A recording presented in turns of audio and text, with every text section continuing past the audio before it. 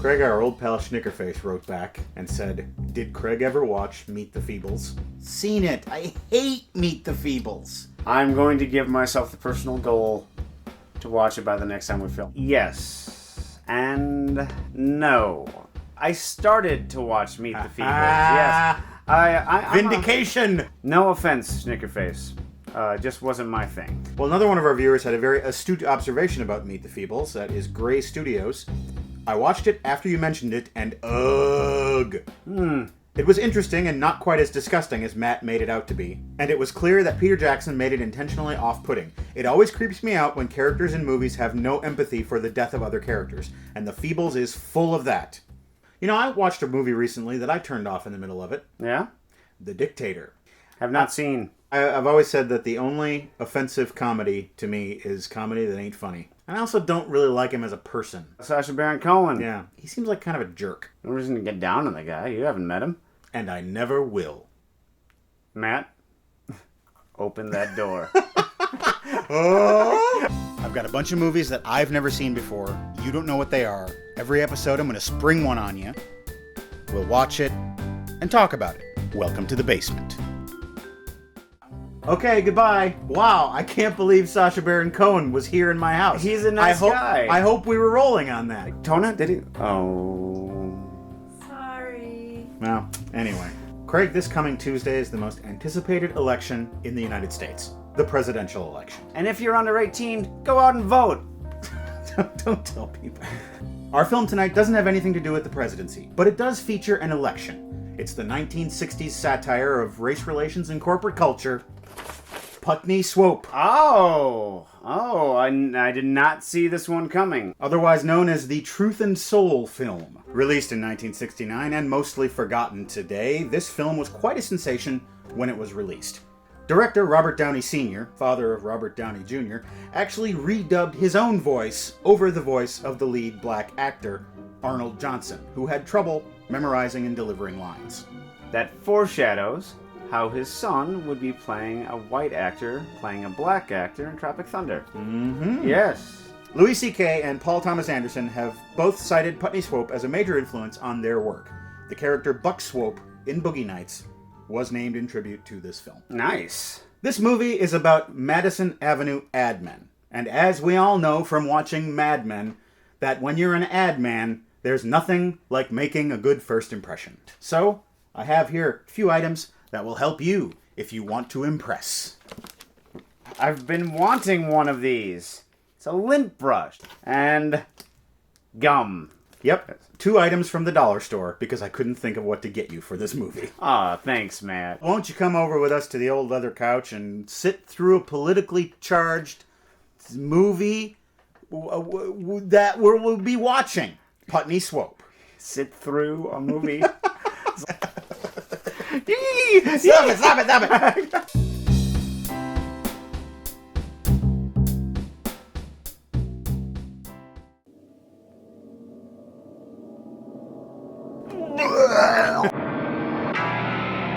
The Hells Angels Helicopter Club.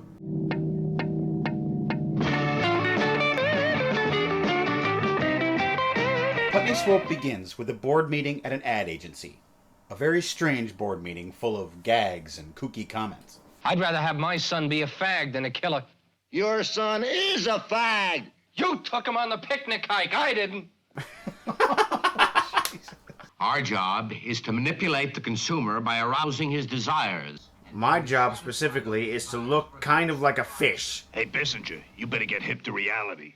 By advertising toy guns, you're encouraging kids to enjoy violence. You're only music director around here, Swope. The boss and founder of the company enters, does a bunch of stuttering, and dies. It's time to elect a new chairman, and company bylaws state that no member of the board can vote for themselves. So everyone votes for the person they don't think anyone else is going to vote for. Putney Swope. Swope. The one black guy who works at the company. And I will defend that mistake with my life. The black man is the man. As the new chairman, Putney doesn't intend to rock the boat, because rocking the boat's a drag, man. What you do is sink the boat. And there's no sense sinking nothing unless you can salvage with productive alternatives. And brothers, you can't change nothing with rhetoric and slogans. He renames the company Truth and Soul, Inc., and hires a bunch of new employees and shakes things up in his own distinctly black style. Putney Swope is taking it to the streets, and the plot kind of goes off into hoo-ha land. I have a malignancy in my prostate, but when you're in my arms, it's benign. It gets a little confusing. It's the most fantastic thing I ever heard. Who's your shrink? I dig it. This is exactly what the last season of Mad Men is going to be. Everyone wants in on the Truth and Soul Express. I would like to discuss the possibility of you handling my account, would you? Certainly, German Tony Bennett. Putney tells all of their clients that if they want to keep advertising with them, they need to pay $1 million cash. Back in the 60s, all cash transactions were conducted via burlap sack. Yep, and a bucket brigade. Do we have someone in a fez? We need someone else to toss the money around. And they toss it into a big glass booth. We see a variety of commercials that reflect the skewed advertising sensibility of this brave new agency. Jim Karanga of Watts, California is eating a bowl of ethereal cereal. The added punch of .002 ESP units of pectin. No shit. Just you and me, Swope. Meanwhile, back at the office, Putney Swope is firing people. Boss, don't fire me. I got a wife, 3 kids, and a Shetland pony. I'm Black OPEC. Firing his old friends for doing things like being there and having ideas. I can get a message to California quicker than you can make a phone call. How? The drum. Say what? The drum. What's that? Vibrations. Out, Odinga. You're finished. I heard you fired Mr. Odinga. How did you find out? The drum. Walk, walk, walk. I'm gonna bend your Johnson. No, that's the opposite of how you're supposed to have sex. You better get yourself a piece. Lay some bread on it. Lay some bread on it. Lay some bread on it.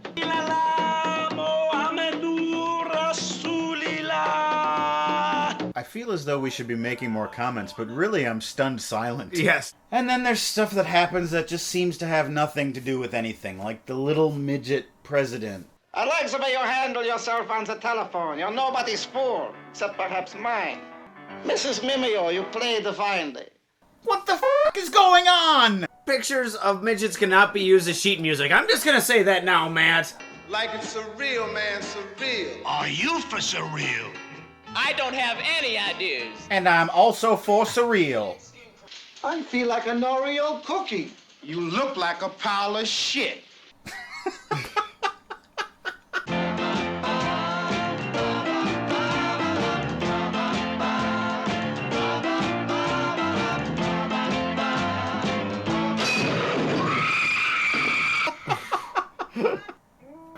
Putney is in his Castro phase.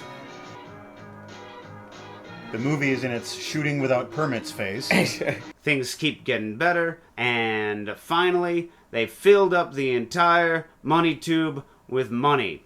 Putney decides to divide up all the money equally among the employees in the company. Forget the messengers and forget the Arab. Mr. Black Arab is upset about being cut out of the deal. The Arab shows up with the world's tiniest Molotov cocktail, like an airport bottle and a huge bit of cloth. And he's like, I'm gonna burn the money. And the cowboy's like, here's a match. And he tosses the money. And he burns up all the money. Whoa, it's explosive. Yeah, they've almost killed half the cast right there. It's like the Joker in Dark Knight. Yep.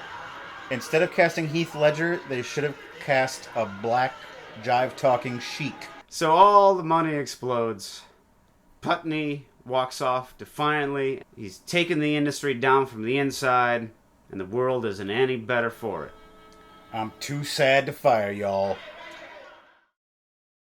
Is this movie for surreal? This movie wasn't surreal, I don't think. This movie may have been Dadaist. And I think that there was a lot of art in the late 60s going on that was just like that. We're looking to blow their minds, baby. We don't need scripts and plot points and linear storytelling. We're going to flip the wig. And to a certain extent that works, but it is still an endurance test. It really doesn't work that much. It works to the extent that you're definitely seeing cinema that you haven't seen before.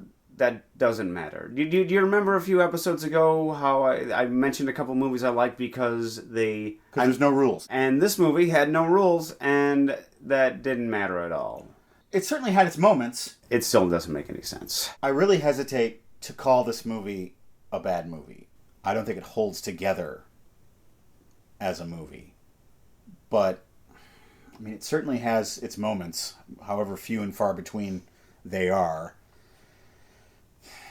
Maybe it is a bad Keep going, movie. it's a bad movie. Yeah. Damn it. You were just waiting. Like a master chess player. That's right. Keep talking, Matt. I'm going to listen to your points about how it's actually not a bad movie. It's almost too much for your mind to take in. It's intolerable. In the middle of the movie, I almost started to panic a little bit because up to that point, your mind is still trying to take these non sequiturs and these scenes that go nowhere and come from nowhere and trying to connect them. You get this panic of like you have all these loose threads and you're not going to be able to connect them. And most of the profundity either is lost to the ages or not profound. Or that one scene will be profound, and then the next scene will be like, oh, we're just going to go the opposite of everything we seem to be working for in that previous scene. Kind of like Putney Swope. Exactly. The scene sort of slashes and burns itself as it moves along, and once it starts building something that you can hang your hat on, it just tears it down. There's this sort of like 60s anarchy of let's make a movie, and it can be about anything, and anything can be in it, and it works because it's groovy, baby. This scene brought to you by Robert Downey turning on the cameras and saying, "Any ideas?" And it fails. Altman can pull that off, but Downey obviously couldn't. I think the most powerful things in the movie was when they changed roles, where you had the white guy in the office asking to get as much money as all the other guys in the office, but then Putney is saying probably the exact same thing that's been said to a million black men when they wanted a raise. Right. If I give you a raise, everybody's gonna want a raise. And if I give them a raise, they'll still be making more money than you. And we'll be right back where we started. And this is probably the first time that was portrayed in a movie, but since then, we've sort of become inured to that type of satire. Yeah. It took me a while to even register that it was happening. All right, well, we certainly have taken a journey tonight. Now, I'm going to read a couple of our viewer comments. Stephen Hines, after you talked about it, went away and watched Bug. Needless to say, it's a fantastic thriller, and I now share your love of Mr. Shannon. Mr. Shannon. Can I also request that Craig do his Michael Shannon impression at least once an episode? I was in Boardwalk Empire. Now I'm becoming old man Michael Shannon. If you like Michael Shannon and you haven't seen it, you should watch Take Shelter. Really good, spooky thriller. This next comment is in reference to Craig's top 5 movie picks. Uh-oh. This is from Beetlejuice 1. Concert movies, biopics, bleck. Craig, go home and come back with top 5 movies, not top 5 things that have ever graced your television. And my number 5 was the Secretariat episode of ESPN's Sports Century series. Number 4 was the Weather Channel's Perfect Storm documentary. Snap! Snap, yeah, that guy took me down. I saw a statue of Secretariat just the other day. Incidentally, a movie... What the hell? I could have said a documentary. I know that you're a little put off by that last comment, so this one should cheer you up. This is from Pristares. Craig, please marry me so I can swoon over your hair in real life. Yeah, get a load of that. Hot stuff. Now let's do Seen It. Seen It. Seen It is where we look at your viewer comments, your suggestions for movies, and I inform you that I've seen them and they will not be featured on this show. Leviathan. Who hasn't seen Goonies? Yeah. Yeah. And you should review Kick-Ass, although you don't review recent movies, do you? Well, yes, in fact, we do. And Kick-Ass, I've seen it. And you hated it. So I actually chose not to see it. I'm based off of your non-recommendation. I don't know that I would say that I hate it now, in reflection. I thought the movie was tonally off for me. The intensity, the violence, and the plot and what the movie was trying to say, it just didn't work for me. I love violence. You know, it's not that I'm put off by violence, but I was put off by the violence in this movie. Darth Slodus. I really want to see your guys' comments and reaction on The 13th Warrior, considered to be one of the biggest movie flops of all time. It also remains in my heart as one of my all-time favorites. Seen it? Not seen it. A lot of people love it, though. It's a good action movie. It's got brains. I really like the interactions between the Banderas character. I believe he's a Moor prince. or Arab, yeah. His bonding with the Vikings, and especially the way that he learns their language, I think that's really smartly done in the movie. And just because something's a flop doesn't mean it's bad. Rich B, 1979. I'd recommend Alan Parker's 1991 film, The Commitments. Seen it? Seen it. I can safely say that The Commitments changed my life. Did you? Because it got me into soul music. This was first year of college. I just come out of high school with my head full of the Jesus and Mary chain and the Pixies and the Ramones. So it really broadened my musical horizons in a significant way that continues on to this day. Orshin Langenberger from Facebook. I just found out that they made a remake of Death at a Funeral. Why remake a perfectly good movie? It makes me seem like a hipster because it forces me to say, no, I mean the original, not the American remake. Seen them both. Seen the original. I didn't really think the original was that great. But I had to watch the remake out of curiosity just because of the fact that Peter Dinklage played the same role in both movies. I don't think that's ever been done in a movie. They made another remake of it in India. And Dinklage found out about it when it was too late. He was like, I would have gone to India. I would have done it again. The American remake is not as bad as you'd think it is. I think the worst part of it is James Marsden. Oh, yeah. He plays the guy tripping. Yeah. And he just doesn't have the comic chops to carry off that role, like Alan Tudyk does in the British, who, that's like... He's the reason to watch that movie. His Yeah. pasty white ass, yeah. Datsyuk 13 Rules. I know that chances are you've seen it, but I highly recommend Tim Burton's 1994 classic Ed Wood, starring Johnny Depp. Seen it? Mexico was a disaster. I think it's Tim Burton's masterpiece. The style of it, the casting, the script, the dialogue, it's all perfect. Renfield was a drunk. Wildy Wilson, our old pal. Hey, from Facebook. got a dream, boy. Have you guys watched the movie Duel? You will fear truckers even more after watching this. Seen it? Not seen it. Still fear truckers. It's basically Jaws with a big truck. It's got, who's the... Dennis Weaver. Dennis Weaver, Yeah. From Duel. That's how most people know him. No, most people know him from Touch of Evil. Oh, yeah, he plays a weirdo. He plays the little Norman Bates guy. Yeah. You better not do that. Or whatever he says. Scott is Deeren Gray fan. Hi guys, love the show. Wondering if you have seen the film Ong Bak. A really good film worth watching, but the second one sucks. Seen it. I believe the full title is Ong Bak, Thai Warrior. It's a martial arts film. Features Muay Thai martial arts. A lot of this and with the knees. Incredible slow motion photography. Amazing fight scenes. Don't remember anything else about it. That is Seen It. That's our show. Don't take our word for it. You should watch Putney Swope yourself. Make up your own mind. Maybe we're just sticks in the mud who don't understand things that are groovy. Maybe we don't have truth and soul. Maybe we should be fired. Good night, everybody. Good night. Jesus, that's the end of the movie? Oh, come on now. No. God damn you, movie. I think this movie has driven you to your breaking point. This is it. Why didn't we watch Meet the Feebles? What the hell? And I'm going to make a comment that Idea Man number 5 is played by the actor Exit. Special thanks to the Guggenheim Foundation. The Guggenheim Foundation. Are you for surreal?